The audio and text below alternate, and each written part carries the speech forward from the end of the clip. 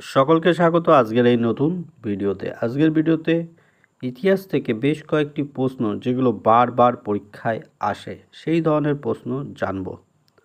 প্রথম প্রশ্নই হচ্ছে, বাণভট্ট কার সভাকবি ছিলেন? কনিষ্ক, সম্রাট অশোক এবং হর্ষবর্ধন। আমরা তিনটে অপশন দিচ্ছি কারণ সময় বাঁচানোর জন্য। নতুন চ্যানেল লাইক, শেয়ার, সাবস্ক্রাইব করে উৎসাহিত করবেন আশা করছি। এই প্রশ্নের সঠিক উত্তর হচ্ছে হর্ষবর্ধন। পরবর্তী প্রশ্ন হচ্ছে, সম্রাট অশোকের যে শিলালিপি সেটি কোন ভাষায় ব্যবহার করা হতো?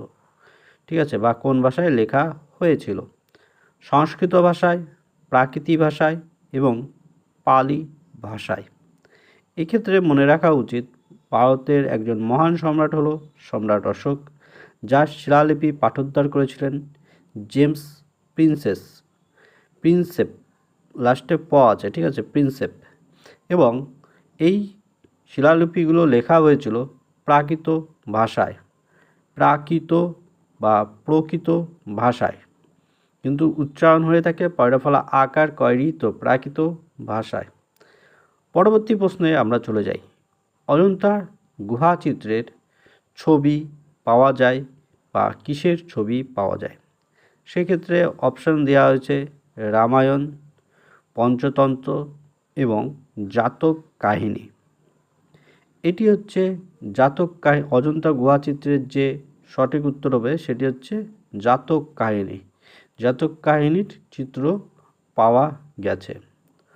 পরবর্তী প্রশ্ন হলো, ভারতের কোন এই নিচের কোন গ্রন্থটিতে পাটলিপুত্রের শাসন ব্যবস্থা সম্পর্কে বলা হয়েছে? ভারতের যে রাজ্য ছিল পাটলিপুত্র তার সম্পর্কে বলা হয়েছে কোন শাস্ত্রে? দেখো, এই তিন অপশনের মধ্যে ইন্ডিকা, অর্থশাস্ত্র এবং অশোকের শিলালিপি, এই তিনের মধ্যে সঠিক উত্তর হচ্ছে ইন্ডিকা। মেগাস্থিনিসের লেখা ইন্ডিকা গ্রন্থ থেকে পাওয়া যায় বা জানা যায় পাটলিপুত্র মহানগর সম্পর্কে। পরবর্তী প্রশ্ন হলো, কৌটিল্যের অর্থশাস্ত্রের বিষয়বস্তু কী ছিল? অর্থাৎ কৌটিল্য যে অর্থশাস্ত্র লিখেছিল তার বিষয়বস্তু কী ছিল? অর্থনৈতিক জীবন, রাজনৈতিক জীবন এবং সামাজিক জীবন। এবার দেখো, তিনটে অপশনই কাছাকাছি। যেহেতু অর্থশাস্ত্র প্রথমে মাথায় আসবে, এটি হলো অর্থনৈতিক বিষয় নিয়ে লেখা একটি পুস্তক বা গ্রন্থ। তবে এটি কৌটিল্যের অর্থশাস্ত্রে অর্থের নীতি নিয়ে কথা বলা হয়নি, কথা বলা হয়েছে রাজনৈতিক জীবন নিয়ে।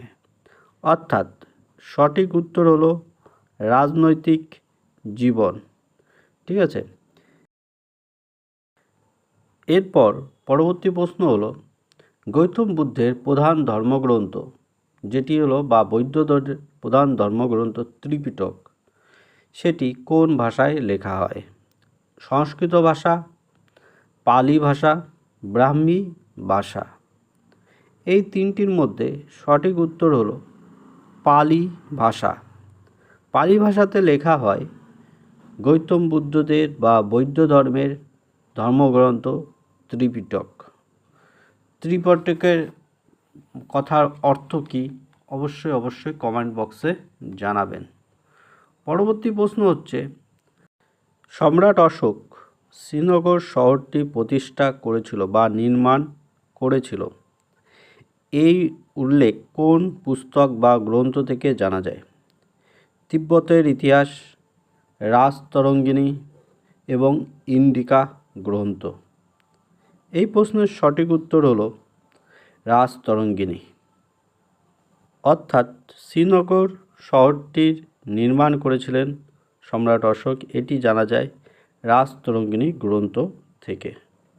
নতুন চ্যানেল, তাই সকলকে বারবার অনুরোধ করা হচ্ছে লাইক, শেয়ার, সাবস্ক্রাইব করে আমাদেরকে উৎসাহিত করুন এবং আমাদের সঙ্গে থাকুন।